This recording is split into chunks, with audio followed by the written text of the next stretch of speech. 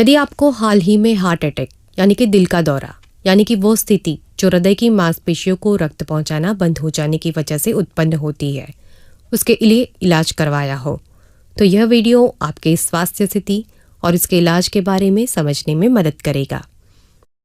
आपका हृदय एक मांसपेशियों से बना अंग है जो आपके शरीर के लिए जरूरी है ऐसे ऑक्सीजन और पोषक तत्वों वाला खून पंप करता है। बायोवेंट्रिकल यानी कि नीलय आपके हृदय का मुख्य पंपिंग चैम्बर यानी कि कक्ष है। जब आपका बायां नीलय वेंट्रिकल यानी कि नीलय संकुचित होता है तो वो शरीर की बड़ी आर्टरी यानी कि एओर्टा यानी कि महाधमनी के द्वारा ऑक्सीजन युक्त रक्त पूरे शरीर को पहुंचाता है। एओर्टा यानी कि महाधमनी के साथ अन्य छोटी धमनियां जुड़ी हुई होती है जिन्हें कॉरोनरी धमनियां कहा जाता है। आपके एओर्टा यानी कि महाधमनी में से रक्त इन कॉरोनरी धमनियों के माध्यम से हृदय की मांसपेशियों तक पहुंचता है और उन्हें आवश्यक ऑक्सीजन और पोषक तत्व प्रदान करता है। हार्ट अटैक यानी कि दिल का दौरा, जिसमें संभव है कि आपकी कॉरोनरी धमनियों के माध्यम से होने वाला रक्त का प्रवाह गंभीर रूप से कम हो गया हो या पूरी तरह से अवरुद्ध हो गया हो। आपके कॉरोनरी धमनियों के माध्यम से होने वाले रक्त के प्रवाह में कमी का कारण हो सकता है कॉरोनरी धमनियों के भीतर जमा होने वाला चर्बीयुक्त पदार्थ, जिसे प्लेक कहा जाता है। यदि प्लेक फट जाए तो इस जगह रक्त के थक्के बन सकते हैं, जिसके संकीर्ण हुई धमनियों की स्थिति और खराब हो सकती है या धमनी अचानक पूरी तरह से अवरुद्ध हो सकती है और नतीजतन उस हिस्से के आगे रक्त का प्रवाह बिल्कुल ही बंद हो जाता है। आपकी कॉरोनरी धमनी अवरुद्ध हो जाने के कारण यह धमनी हृदय के जिस हिस्से को रक्त प्रदान करती थी उस हिस्से को रक्त द्वारा प्राप्त ऑक्सीजन और पोषक तत्व मिलना बंद हो गए। नतीजतन हृदय के उस हिस्से की मांसपेशियां मरने लगी और काम करना बंद कर दिया। हृदय की मांसपेशियों के हिस्से को होने वाले नुकसान को हार्ट अटैक कहा जाता है।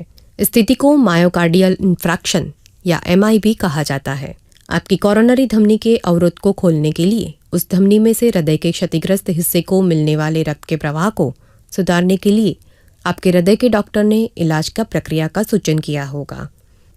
आपने जो इलाज की प्रक्रिया कराई होगी वो कॉरोनरी एंजियोप्लास्टी हो सकती है। कॉरोनरी एंजियोप्लास्टी में एक गुब्बारा लगा कैथेटर यानी कि प्लास्टिक की पतली लचीली नली को आपकी अवरुद्ध कॉरोनरी धमनी के अंदर डाला जाता है और अवरुद्ध वाली जगह पर गुब्बारे को खोला जाता है, जिससे वह अवरुद्ध कॉरोनरी धमनी खुल जाती है। यह संभव है कि इस प्रक्रिया में धमनी को खुली रहने देने के लिए धमनी में स्टेंट रखा गया हो। स्टेंट एक तार की जाली में से बनी पतली ट्यूब है जो धमनी खुली रखने में मदद करता है या अपने कॉरोनरी आर्टरी बाईपास ग्राफ्ट या सीएबीजी कराई हो सकती है।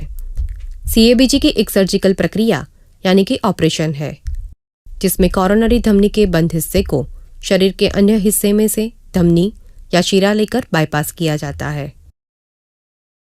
अस्पताल में से आपको छुट्टी मिले उससे पहले आपके स्वास्थ्य का ध्यान रखने वाले विभाग ने आपको कई दवाइयों का सूचन किया होगा, जिसमें निम्नलिखित दवाएं शामिल होगी।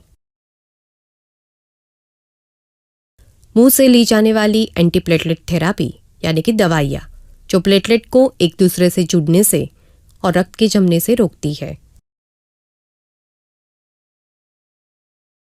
आपको बीटा ब्लॉकर्स नाम की दवाई भी दी गई होगी जो आपके दिल की धड़कन और रक्तचाप यानी कि ब्लड प्रेशर को घटाने में मदद करेगी।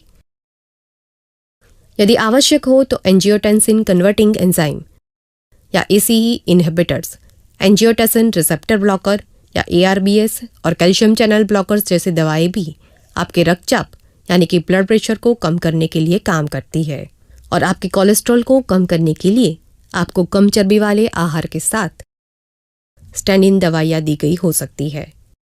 ये दवाइयाँ आपके जिगर यानी कि यकृत में बनते कोलेस्ट्रॉल को कम करने में मदद करती है। यदि आपको अच्छा लग रहा हो तो भी जरूरी है कि आपके फिजिशियन द्वारा दी गई सलाह के अनुसार नियमित रूप से अपनी दवाइयाँ लेना जारी रखें। आपके स्वास्थ्य की देखभाल करने वाले लोग कि जिन्होंने आपको इन दवाइयों को लेने की सलाह दी है, उनकी सलाह के बिना किसी भी दवाइयों को लेना बंद न करें।